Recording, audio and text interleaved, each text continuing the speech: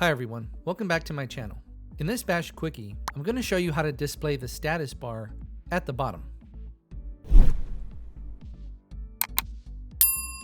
When you first launch Vim, you're probably going to see this: the contents of the file, file path, mode, total number of lines and characters, the cursor's current line and column position, and the cursor's position relative to the entire file.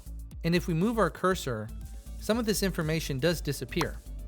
So we can make the status bar permanent like so.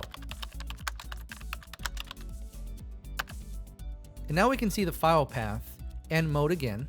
And if we modify the file, we get this plus symbol. If we try to quit Vim, it will warn us about unsaved changes, which is now obvious to us thanks to our status bar. But we do have this file opened as read-only, so we can just quit and discard the changes.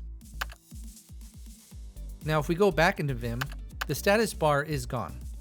So we'll need to add this setting to our vimrc file in our home directory. This way, it will be set every time we run Vim. So we'll edit the file from within Vim and just add our setting.